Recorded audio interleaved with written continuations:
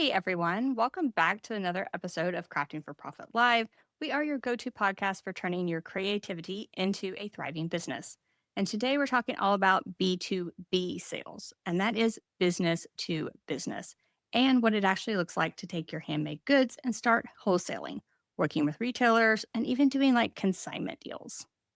So we are joined today by the amazing Kim and Garrett from Kim and Garrett Make It. Together, they have built a powerhouse YouTube channel and shop and a whole bunch of other stuff. And they have a lot of wisdom of how to move sort of from that B2C, business to consumer, into that B2B space. So we are really excited to chat with them today.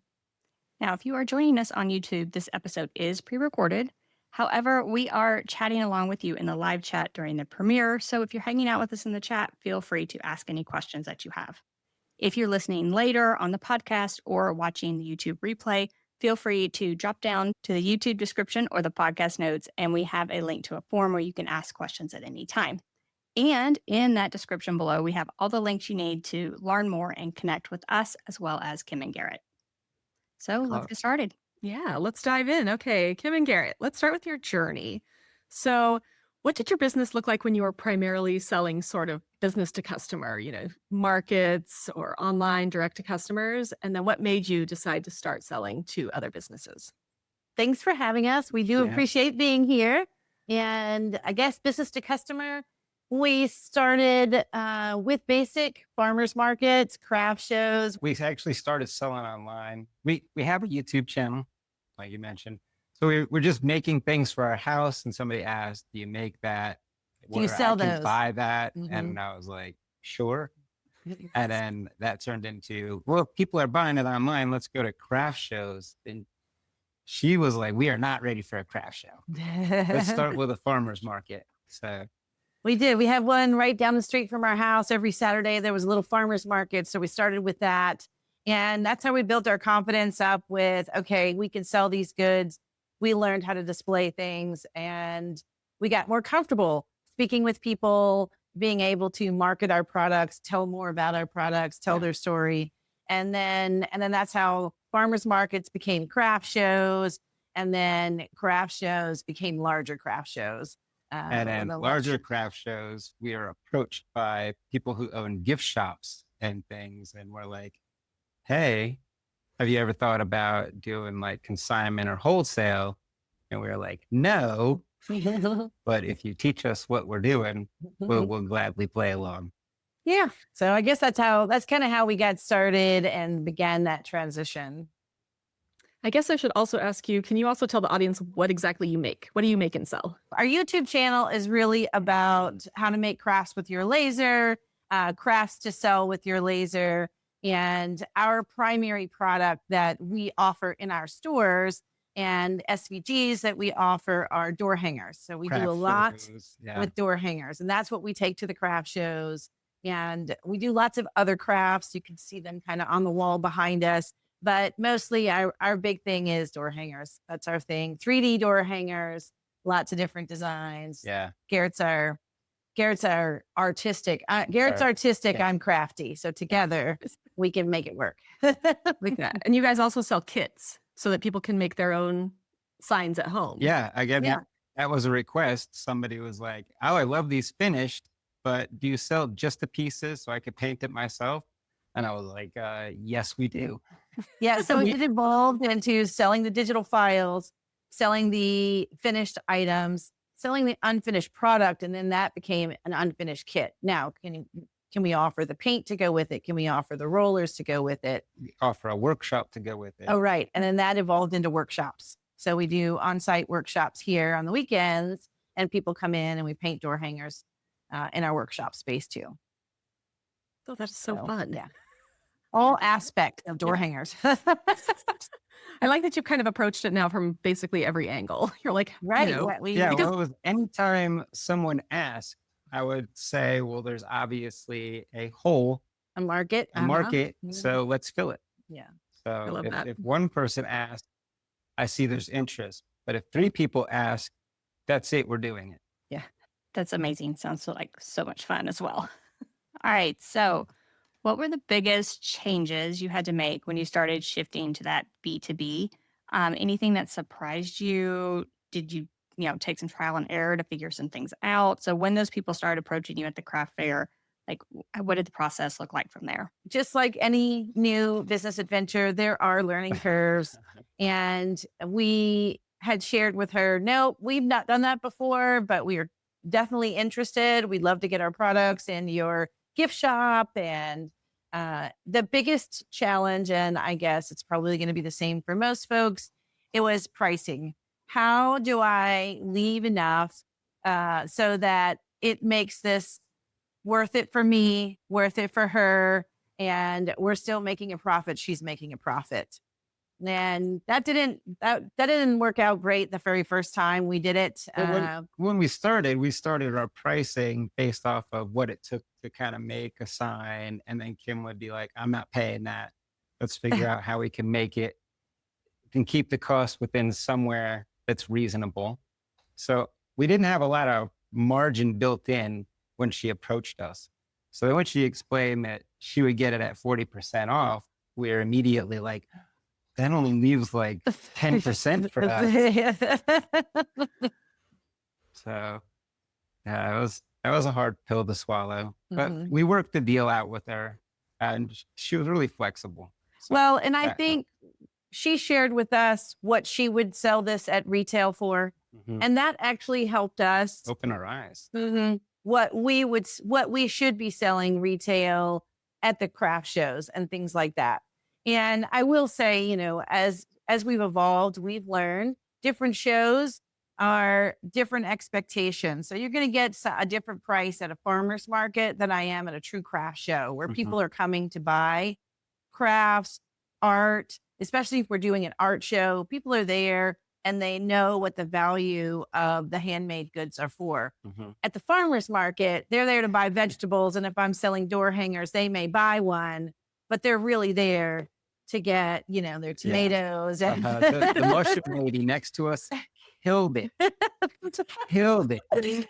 One winter, we did the winter market. We were like, we could do the winter market. Let's do it. Oh my gosh. She was killing it with people were there just to buy mushrooms. Yes. And we're out there freezing. And they were not interested in door hangers. I mean, she was killing it so hard that while somebody was standing in line, they just peek in and said, do you have any mushroom signs? I guess we're going to have to add some mushroom If I would be signs. next to her all winter.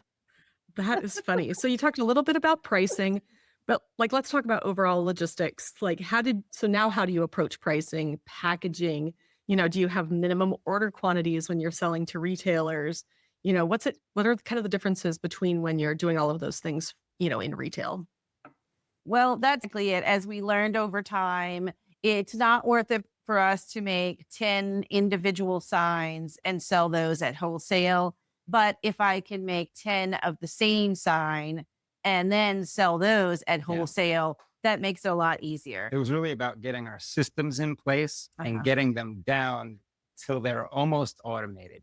There's some hand painting and assembling, but it's got to be mindless type of work.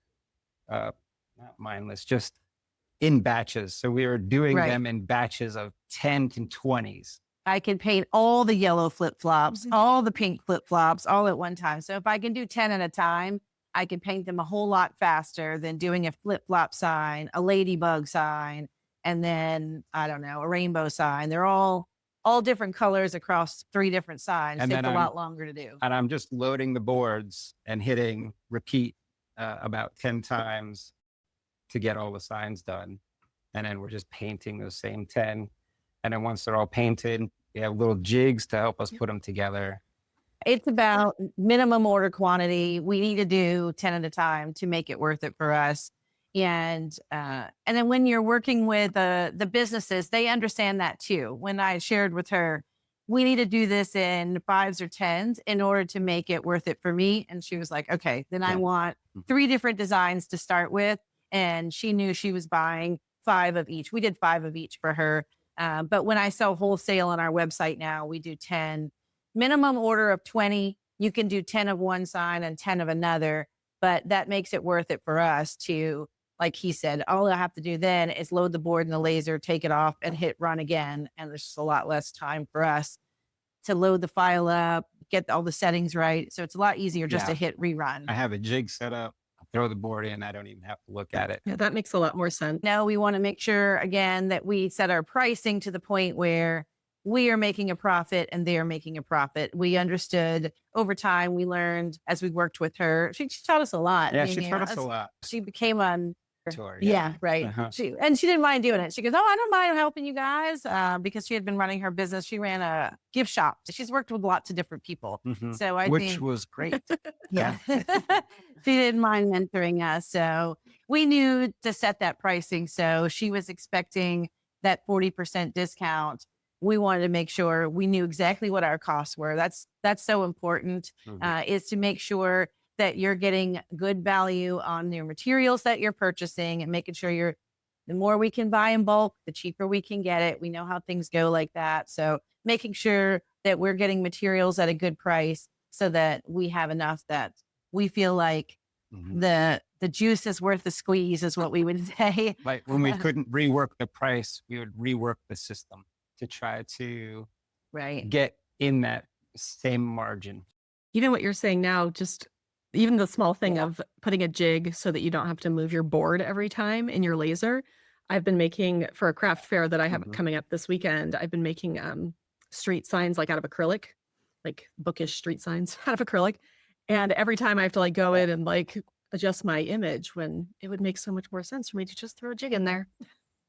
Yeah. Oh, that is one thing we learned early on with those Mhm. lasers. You just put an L in the corner so you know what 0 is, and you just put your image and your design all the way at 0, 0. And you know what your Yep. material size is, so you stay within that on your work area. So Yeah. thanks for that tip for me.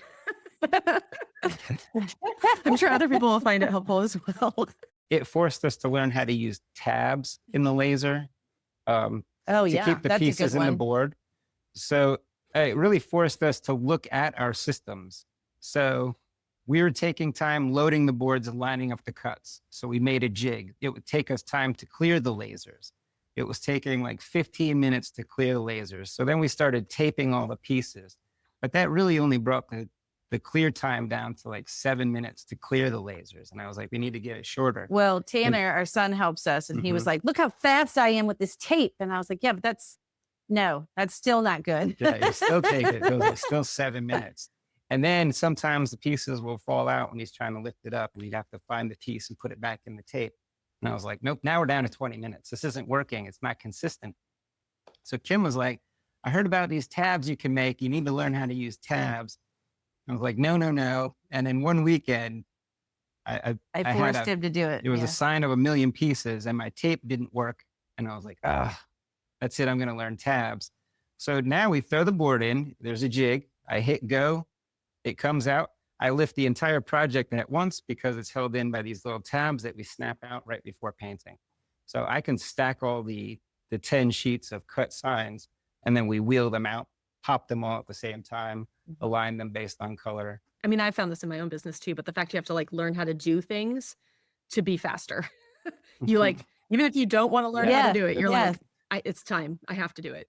He said, at that time, the frustration was there. He said, "I don't have time to learn to use tabs." And over time, one, it's going to make the product look better. When we were selling our kits, we were sending them out with tape on them. And I was like, that does not look professional. Yeah. So I wanted it to look better. And then ultimately, sometimes you just have to stop, learn something new. Mhm. And then you're like, thank goodness. Yeah, the 20 minutes it took me to actually learn and understand tabs has saved me hours Yes. over the last 2 years, 3 years now. Yeah. Like probably hundreds of hours. And even if someone isn't crafting with a laser, they can still learn a lesson from that. And that you need to look at even the tiniest little part of your process and how long that's taking you. And Yes. where you can cut, where you can Yes. save, where you can learn something new and save some time. And it cuts costs and hopefully makes you more money in the long run, right? We will just keep going until we hit a bottleneck and we fix the bottleneck. And then we keep going until there's a new bottleneck. The laser, I have made these really great stands to hold all my stickers that I sell. And I think I have more than 100 stickers that I sell. So this is a lot of stands and a lot of stickers. And on my way home from my last Yeah. craft fair, one of my stands fell apart and all of my stickers were everywhere in the back of my car together. So I started by just kind of like super gluing in a few places, okay, this is now steady. And then I realized the stickers are falling through the cracks. So this week I took the time to sit there and like basically glue caulk the entire like inside of my sticker thing.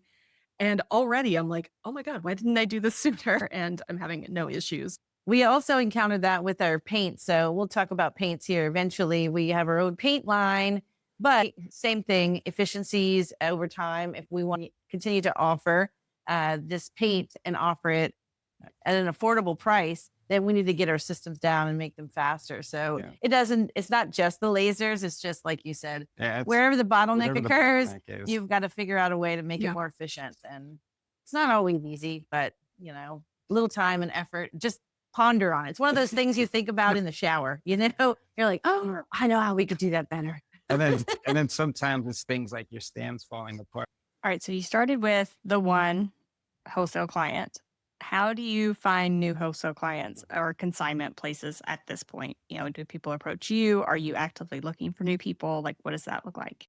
Well, it is networking. Like she said, this lady knew a bunch of people. So once we got our systems down with her, she was happy to share our name and give us more advice, like join networking groups and small business meetup. Yeah. So there's just different places where we found right now we don't actively sell on Fair, but that's something we're looking forward to. We're still getting our systems down for paints to get on Fair.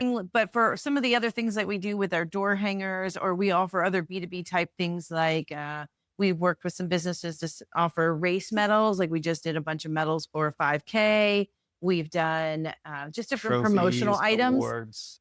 And it's all about networking. So that is my biggest piece of advice: is get out there, get involved in the community. You meet people, they know people, share what you do. Especially if you're loving what you're doing, share with people. They'll feel the passion coming from you, and they want to be a part of it. They want to support you. They want to support local. They want to support small business. So the more people we have the opportunity to talk to, the more opportunities we have to gather more business. Networking is a lot easier than cold calling. And talking to people and learning what they do and just swapping some stories is a lot easier than walking into their business with samples and being like, hello, elevator pitch. Well, it's not that we won't do that, because we do need to do some more business, but we do love going like chamber. We're part of the Chamber of Commerce, and just getting out there and going to the networking events. Those people. No, I was just going to say real estate events is such a good idea for what you guys do, because that's a great gift that real estate agents can then gift their clients. So I feel like finding the networking events that match your products is really, really smart. Yes. Because it's not just real estate agents that go to these events. It's mortgage brokers, it's the loan officers, it's everybody. And all of those people give gifts all the way down the lines, even if it's just a pen that you use to sign your mortgage with. It's stuff that we can make. All right. Are we ready for a commercial break? Let's do it. And I'm letting you start this one. Okay, I am really excited because I have a new product for all of you. If you've ever felt like your craft fair booth is just not pulling in the sales you are hoping for, I have created the Market Booth Makeover Kit. So this is basically an ebook. It's filled with printables. It's filled with examples. It's filled basically with everything you need to get your booth looking more like a storefront and less like a garage sale. So if you are interested in getting this new product, it's going to retail at $29, but since it's pretty new, I'm just going to give it to you guys for $9. It is huge. It is awesome. And I'm super excited about it. So you can just head to link.craftingcamps.com/marketbooth and you can get set up to sell. And I'm excited about this one as well. I feel like this is a question we get a lot, is like, well, how to design my booth. I don't know where to start. I don't know how to make my booth look good. And I'm excited about this product for you, because I think that people are going to love it, and it's going to help a lot of people hopefully sell more at those craft fairs. Yeah. And if you are interested, my background is in branding and some merchandising. So I know what I'm doing here. All right. Let's go back to our wonderful interview here. So let's say one of our listeners is thinking, I want to try wholesale or consignment, but I just have like no idea where to start. I don't have like one person who came up to me at a craft booth and helped me out. Where do I begin? I would say that networking, Yeah. get out there, meet people, join your local small business organizations, join your local chamber, and just start participating in some of those events. Just participate in the events, just be a part of the networking. What is also great is if you donate something to a silent auction, that's a great way to start some buzz and be there and let people know, "Hey, this is my artwork," kind of thing, which kind of helped us at some point. It was just like YouTube. Like our first 100 videos or whatever were only seen by friends and family, and they were super cringe. So start with friends and family. Start with your Facebook pages. Let people know what you're doing, and you'll be surprised how much business will just start to come from people that you know, or somebody that knows somebody that's looking for something. There's so many people that are like, "I hope you don't mind, I gave your name." They're looking for name tags. I was like, "Yes, we can do name tags. Yeah, give them my name." So, and that Right. was a dentist. The dentist is like, "Hey, do you guys do name tags?" Yeah. Mhm. And that turned in, can you do a big sign for Yep. my It office? turned into a big sign. Mhm. And then he passed our name off to the orthodontist, which turned into more merch. So it's really about just getting the ball rolling. My business cards are actually like a postcard Mhm. size that I pass out. That has a little bit more information on it that says like, here's what I do, here's where I wholesale, here, it has like a lot of information on it. If somebody's interested and be like, hey, I'm going to give you 3 of these just in case somebody who would also be interested, like give them a way to pass along your information could be helpful as well. Like I said, I think it's about just networking, getting involved in the community. Like he said, I did donate a sign for an event, and I was able to put out my little brochure, my marketing material that went along with the sign.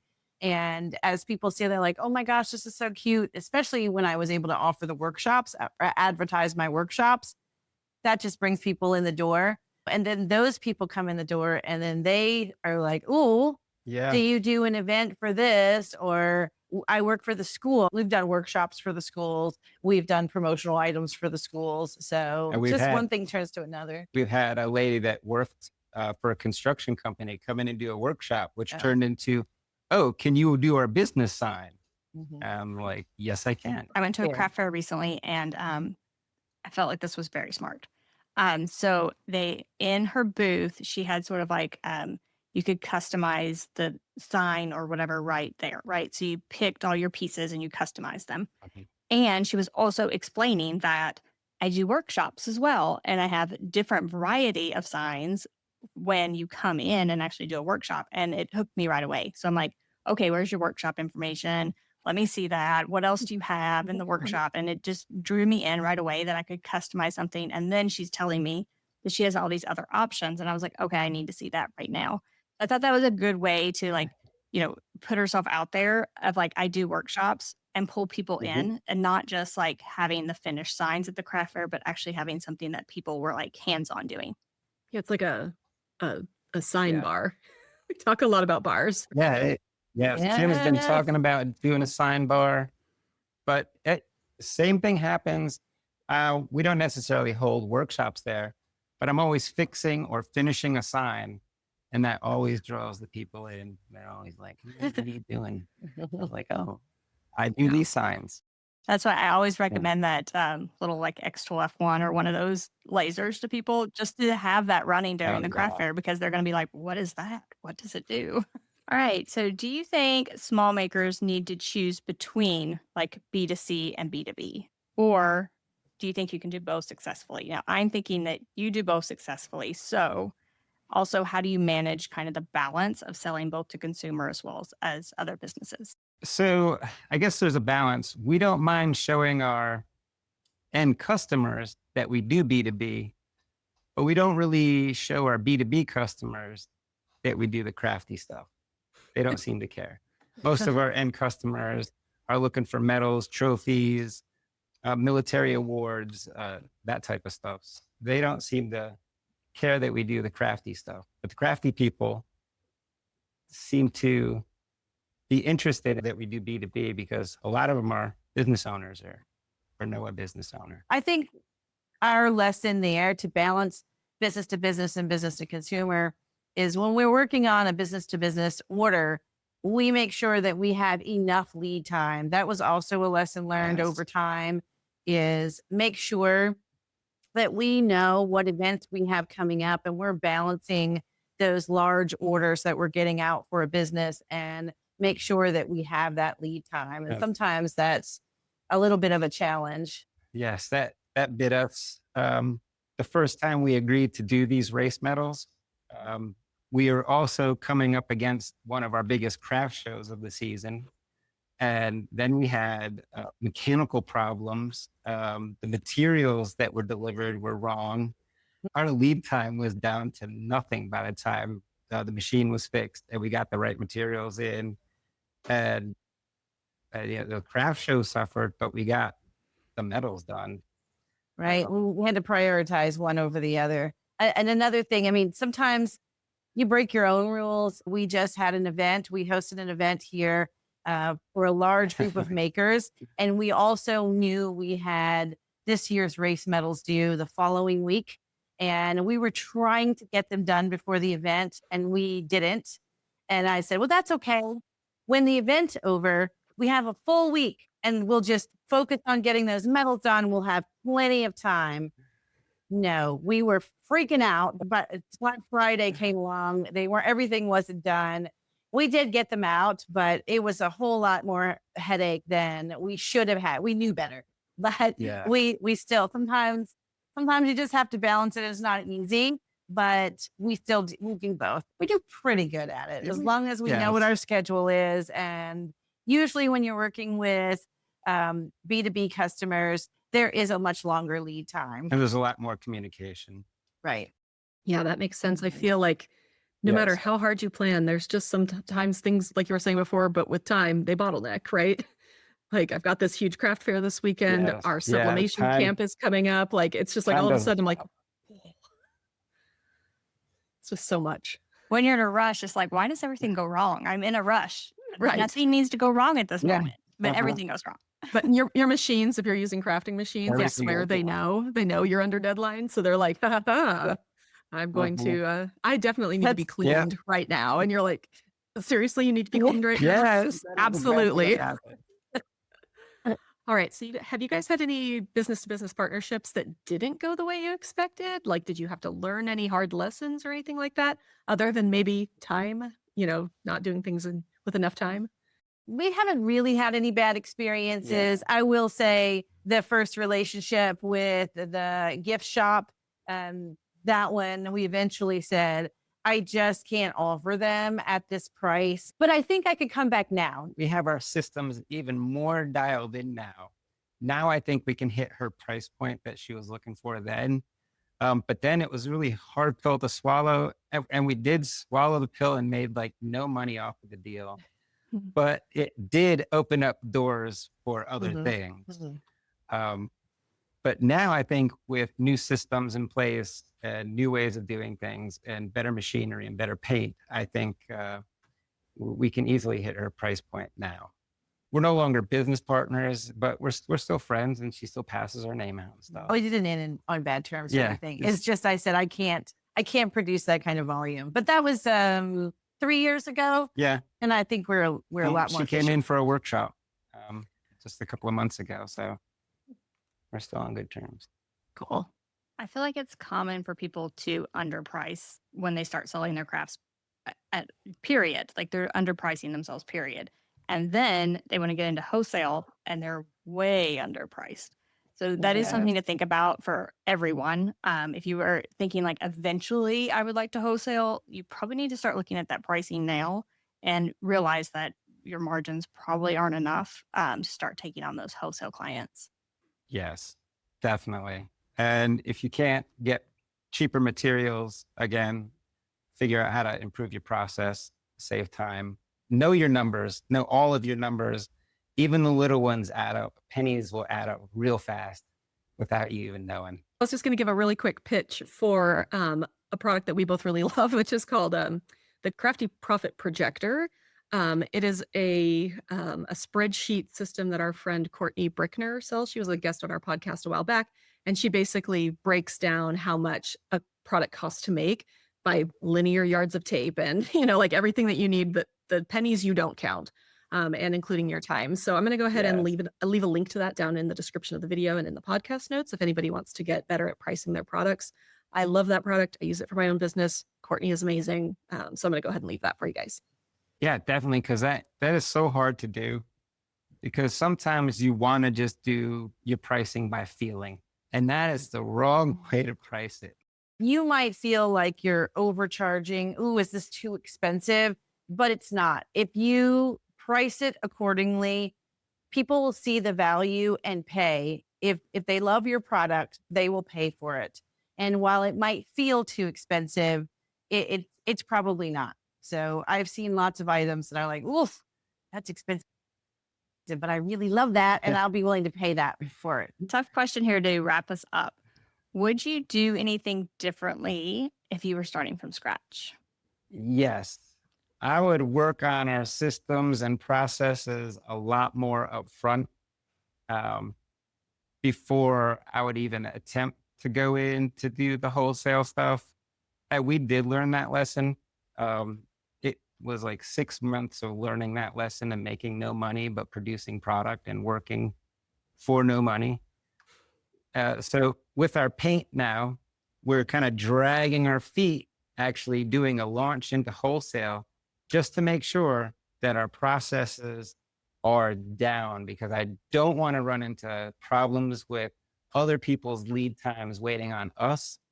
And then once that happens, where we're not able to meet those expectations, they're not going to come back. So I want to have my systems in place. I want to be able to have our labeling and filling pretty much automated and be ready to go.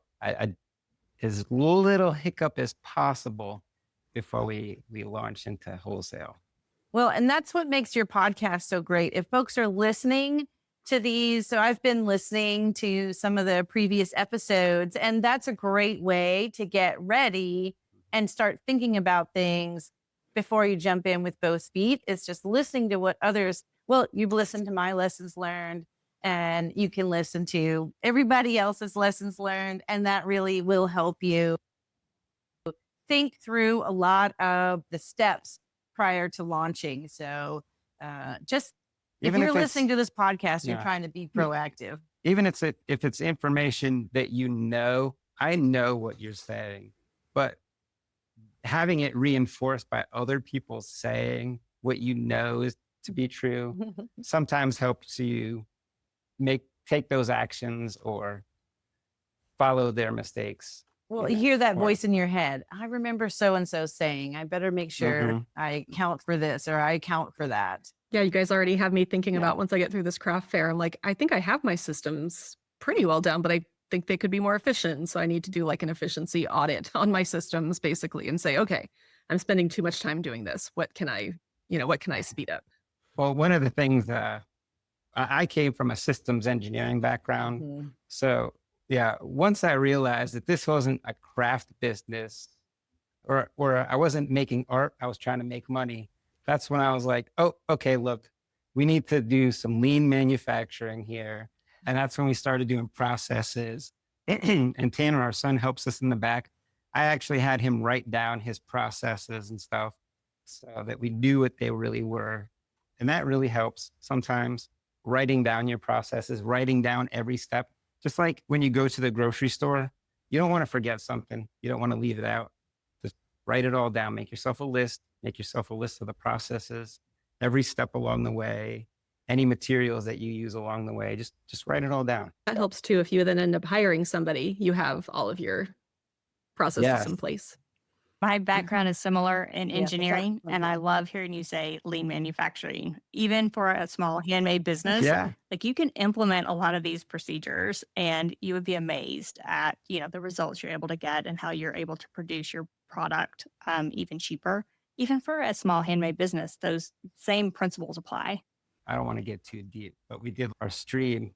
What's our value streams and our manufacturing streams, and what are all the lead times for everybody that supports us. Because if we want to be able to produce this paint at scale and offer it wholesale, we need to know our entire value stream. All right. So before we go, this has been fantastically helpful for me. I hope it has been for all of our listeners as well. But before we go, Kim and Garrett have a special offer for our listeners. Do you guys want to talk about your deal? Yeah. So we are offering a discount on our paint. So as we shared, we do, there's only so many times I can show you that I'm painting this sign and someone say, what kind of paint are you using? What kind of paint are you using? Guess what? We're using Foxy Hughes paint, which is our paint. So we started offering our own paint brand. And that is, I guess we've had it out for about a year. Well, close to a year. Almost 18 months. Oh, okay. Just over a year. The first couple of bottlings, it was, let's just test the market. But now it's taking off. And so that's something we're looking to market more this year. And we want to offer you guys a discount on the paints, a 20% discount on our 34 pack of paints. Actually, it will work on any of them if you want to try one or two colors, but it is a whole collection. We have a 34 set of colors, which is behind us. As you can see, it's been back there the whole time. And this is outdoor craft paint. So it's not only for any of your craft projects, but it's great for something like door hangers, which will be outside because it is UV resistant, weather resistant. So it's door hangers, porch leaners, things like that. It's great for your outdoor projects. So that's our little niche to craft paint. It's a little something different, a little step up. So you can head to link.craftingcamps.com/paint. And if you use coupon code crafting for profit, and that's all one word, you get the 20% discount. And that ends on September 30th, 2025. So use it now. Try the paint out. I am absolutely sure you're going to love it. And I'm like super excited about the UV resistant part. You said that and I was sold. So I live in the Pacific Northwest, so I went right to it's mildew. Like, it's not gonna get all weird and mildewy. That's awesome. 2 different parts of the US, but we're both excited. Yes. All right. Kim and Garrett, thank you so much for joining us today and sharing your experience, like doing both business to business and business to consumer. I feel like this was really helpful because I think sometimes people think, oh, if I'm going to do wholesale, I need to have, a fair website or my own website. And then I need to have a line sheet and a catalog and like all of these things. And like, it's just this big business sort of thing. But you guys kind of showed that like, it really doesn't have to look like that. And I think that makes it much more doable for our audience. So if this episode got your wheels turning and you're like, I can do it too, we'd love to hear what you're thinking. So our Instagram is at Crafting Camps. DM us and let us know if this episode inspired you.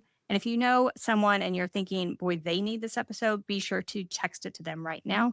And thanks for hanging out with us on Crafting for Profit Live. Of course, we'll be back in 2 weeks with even more ways to grow your handmade business. See you soon.